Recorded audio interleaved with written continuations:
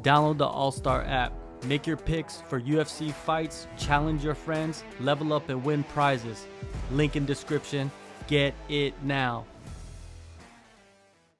Let's start with this, Zach. Your team, you guys have a bunch of guys fighting for different promotions, and I saw that you made a little trip. I don't know if it was that recent, but it was to Thailand to corner one of your guys. Mhm. How was that trip? It was great. So yeah, I went to Thailand to corner on a one card. I think it was back in Mhm. March. It was great. I love Thailand. That's you know maybe my favorite place on earth. It's between Thailand and Hawaii, but it's amazing. The people are so great. The food is so good. It's actually a problem when you come back from Thailand and everything else tastes like garbage. But I, I love it out there. One was cool. They took good care of Mhm. us. It's just a different culture. They respect fighters out there, and it was very cool to be a part of. Yeah, how was it? Obviously you fought or you cornered in Lumpini, right? Which is like one of the Yeah. most well renowned stadiums in the world in just martial arts in general. How was that walking out and watching your teammate fight in a ring instead of a cage? So it was amazing for me. I'm a big Muay Thai fan, a big kickboxing fan. So it was so awesome for me. The guy I was cornering, Ben Tynan, Vanilla Mm. Thunder. He's a wrestler, right? He grew up. He's a wrestler. He doesn't care at all. But I really took a ton of photos. I really loved the experience. The production that they do for one is so cool. The crowd is all blacked out. It was really cool, and fighting in a ring is totally Mm. different. Like the arena that you're fighting in is part of the competition, and ring versus cage is totally different.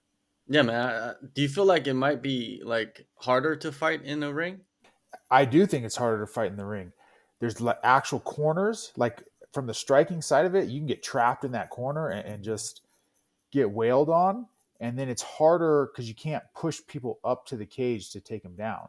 Like you can push them up to the ropes, but then there's all this weird give. The refs trying to hold the ropes, and people are like pushing you back in. So it's super weird. I do think it benefits the striker more in the ring than a cage does, and it's totally different sport. Yeah, definitely. What about the super leg? You're from Denver. Super leg versus Jonathan Haggerty. Did you expect that to end that fast? So I don't think anyone can say they expected it to end in under a minute. I did expect Superlek to dominate him. I don't have any. I don't know Haggerty. I don't have any beef with him, but he just hadn't really been tested, right? He fought Nong O, who's amazing, but he's 38, I think, when they fought, right? That was the two ties he's fought in their prime have handled him relatively easily. Who are they made Rodtang and Superlek are both amazing, but that's what I expected Superlek to win. He's the best striker on the planet right now, and he performed the way I expected him to, or he exceeded my expectations. I didn't think he was going to knock him out in 40 seconds or whatever it was. Could we see you in a Muay Thai ring or kickboxing ring in the future? Do you think? I would love to. I would absolutely love to. It just depends on, like I said, I'm a fan, and that's how I got into MMA, was just being a fan of it. I would love to do some type of striking competition. Um, Karate Combat's been doing a bunch of cool stuff, and they have a really neat rule set and or neat ring as well. So I'm I've been in contact with them just a little bit, and I would love to fight for them. Um, as far as like one goes, right? I'm not sure if they have a huge heavyweight scene for kickboxing or Muay Thai, but uh, I would love to. Well, they do have champions at that weight, and I'm thinking like, hey, why not sign you and put you in a title shot immediately? Why Yeah, not? I'll take it. I'll take it. Exactly right. If the money's good, why not? Yeah, exactly. Yeah, obviously you're in the UFC, and now you're working your way back to the bigger shows, and but being a free agent and having like options. It's a completely different world than it was like, let's say, 5 years ago, right? For fighters. Absolutely. And I didn't even know what was available out there when I got, released from the UFC. It was a sad day, and for multiple reasons, I didn't know what I was going to do. I was like, well, that sucks. I guess I'm going to go back to work, or what I'm going to do. And these other organizations started reaching out and offering real money to fight, which I wasn't making before I was in the UFC. So that's it's a game changer. Even the XFC, they're trying to be a big show. They're not trying to be like a feeder organization. They don't want to be the LFA or anything like that. So everyone on this card, on the main card that I'm fighting on September 27th, is someone who's been in a bigger promotion, has a little bit of a name, and they're paying us all like we are who we are. They're paying us all appropriately. So you know, hats off to the XFC. They're trying to do things a little bit different than some of these other smaller organizations, and it's amazing for us fighters that there's an option after the UFC. Yeah, yeah, for real, man. Like you said, from hearing things from fighters and managers and just people in the industry, the paychecks are different now compared to before. Because I would talk to somebody and they would fight in the UFC and they made, like, let's say they got a fight of the night bonus and they made 100K, and then 3 fights later they're out of the UFC and they're making 10 and 10, or not even 10 and 10, 2 and 2. Like, that's a huge Yeah, drop off, man. yeah, massive. And that's, like I said, these feeder organizations, an organization like the LFA, Fury, CFFC, and I'm not hating on these organizations, they know that they're taking guys and putting them into the UFC. So they're not going to pay you the same as the UFC. It's like a minor league baseball team. You're not going to make the same. And if you want to fight in the UFC, you have to go fight in those organizations.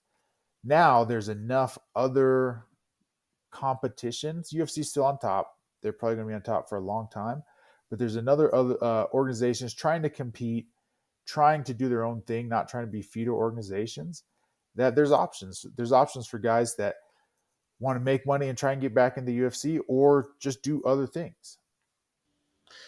XFC 51 main event. How did this fight come together with Alex Nicholson? They so I fought for them in May. Me and Alex both fought on the card in May. Both finished our opponents in the first round, and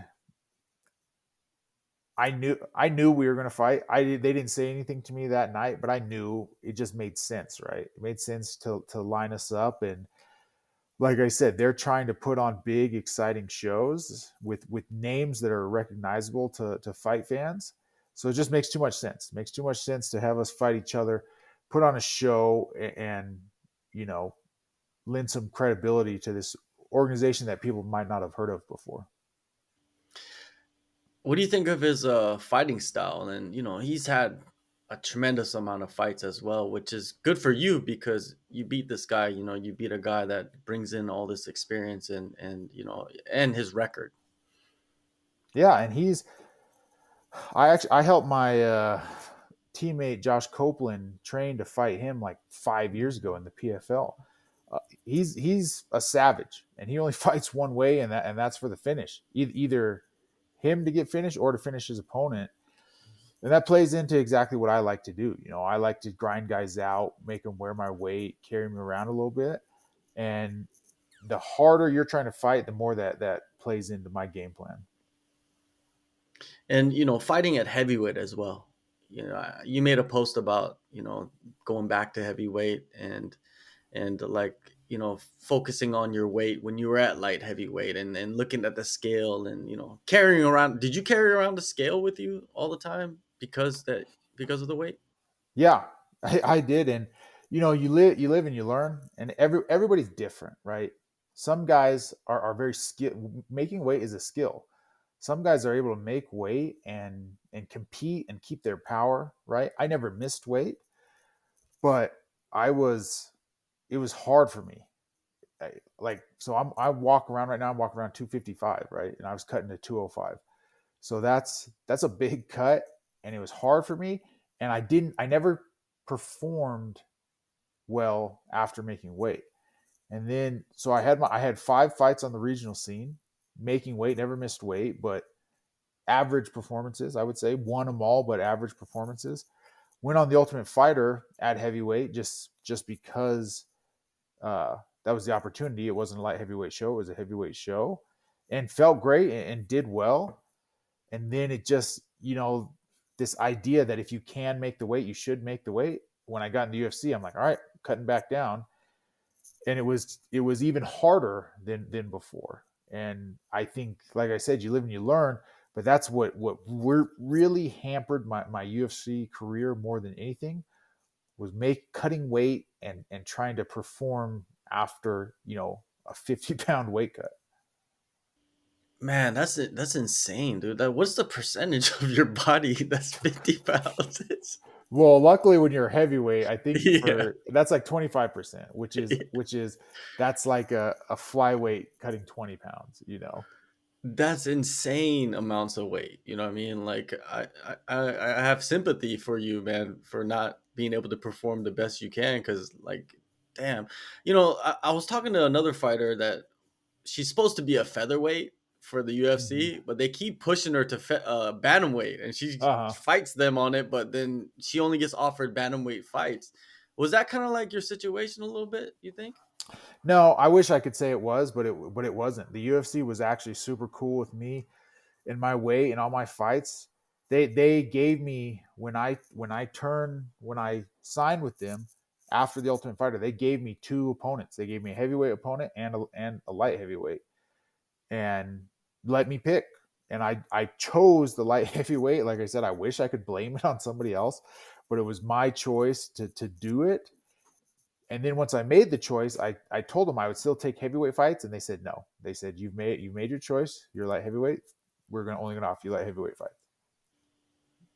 Yeah, it just shows you like you never know what's going on behind the scenes until the fighters reveal like what is actually happening behind the scenes of camps, decision making, everything. Now, you as a heavyweight and being in camp as a heavyweight without the scale and worrying about it too much, like how have you felt the last couple of camps?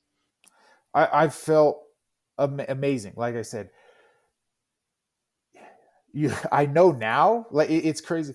Camp before, chopping all the weight off and training and getting these sparring sessions in and on doing all this stuff. When I was cutting weight, I would wake up every day and just lay in bed for 20 minutes and just be like, can I do this again? Like I have eight more weeks of this. It's week 7 or whatever. Can I keep doing this? And then you make it to the fight and you're like, okay, let's do it. What do I have left?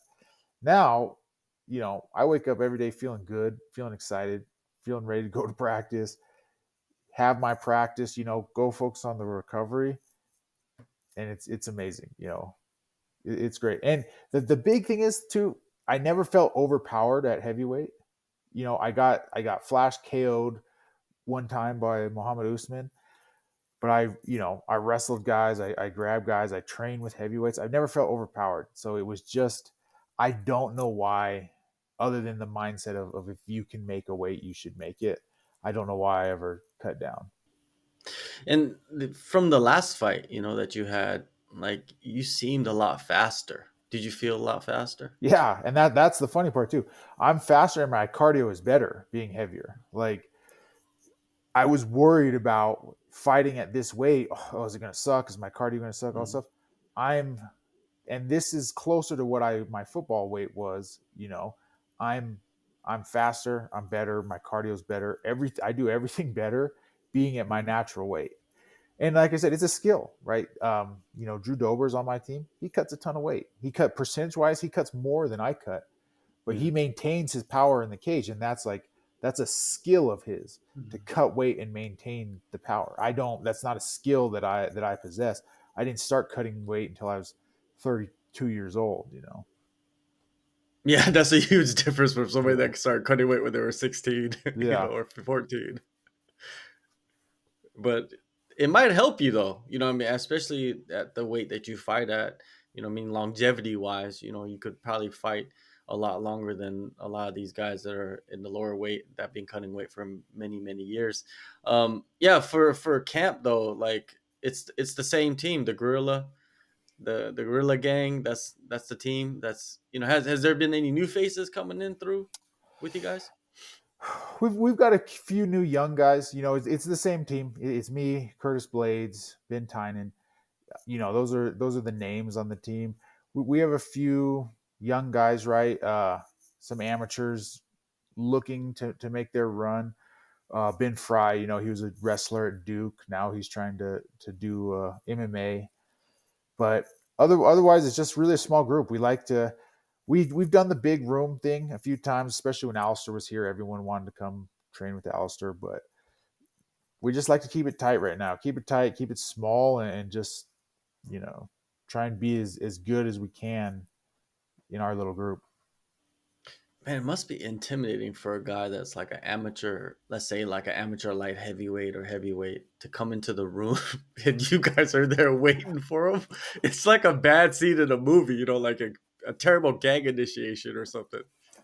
It's funny that because they talk about that and they include me in it too. But they like when I had to do it too when I started and I had no fight experience and I had to come in with Curtis and Alistair Overeem and fight these guys. And yeah, these new young guys talk about it too, being all intimidating and being all hard. I'm like, you guys don't even know because Curtis is nice. Alistair was not nice in the sparring room. Yeah, I figured that. It's not like basketball. You can be Yeah, intimidated by like, oh, Kobe's on the court, but it's not like Kobe's beating your ass. You know what I mean? yeah, Like he's slamming exactly. you on your head. Yeah, and it's like when you're new, when you're trying to learn stuff. So Ben Fry, great example, amazing wrestler, right? He's trying to put the striking together. When you don't have the striking yet, it's not like, oh, he just scored 2 points. Oh, he just hit a jumper on me, right? It's like you're waking up and people are snapping in your face. Hey, you okay? You okay? You're like, what do you hit me with? Yeah, yeah, for real, man. Yeah, I'm pretty sure there's a lot of footage that you guys have of yourselves that probably will never be released, but some interesting stuff going on. Um, what are your expectations, man? Like you got that quick win in that first fight. This one, what I mean, it only catapults you, what I mean, with a solid victory. What do you expect? Yeah, so after anytime you have a good quick win, the mistake is thinking that the next one's going to be quick, right? So I'm expecting a dogfight from Alex. I'm expecting to drag it deep, go into the third round, you know, have a real war with him, and then put be on a two-fight winning streak, two-fight finish streak is my plan, and just we have options moving forward. Like I said, talked about karate combat. I see Game Bread is putting on another show. I mean, I'm interested in if the UFC calls me tomorrow, I'm not going to say no. Like I'll pick up and I would fight for the UFC again. But I'm interested in doing other things. I would love to do some kind of bare knuckle, some kind of striking competition, anything like that. So I hope that I can just build my name up with another good solid win, good solid finish, and just sell myself to some of these other organizations that need a guy with a name and a story. Does your outlook change being a free agent now? Like, being in UFC, you're kind of, like you're fighting for the UFC, what I mean? There's the good and the bad of that. But now as a free agent, like you said, there's options and there's freedom. Like, does your career outlook change? Yeah, absolutely. It changes a ton, and I feel more in control of it. Right.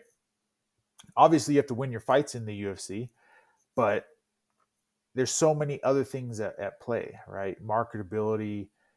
If the fans like you, if Dana likes you, if Hunter likes you, all these other things, right? Which are part of the business, and that's just part of the game. Now, I do have to win my fight. I have to win my fight, and then it's up to me. It's up to me to sell myself to these other organizations, fight in a way that they want, to pull me in and bring me in. But I get to like leverage these things against each other, right? My goal is to win this fight in an exciting fashion and have all three, have the UFC calling me, have Karate Combat calling me, have Game Break calling me, and be able to say, all right, what are you offering, right, that they aren't?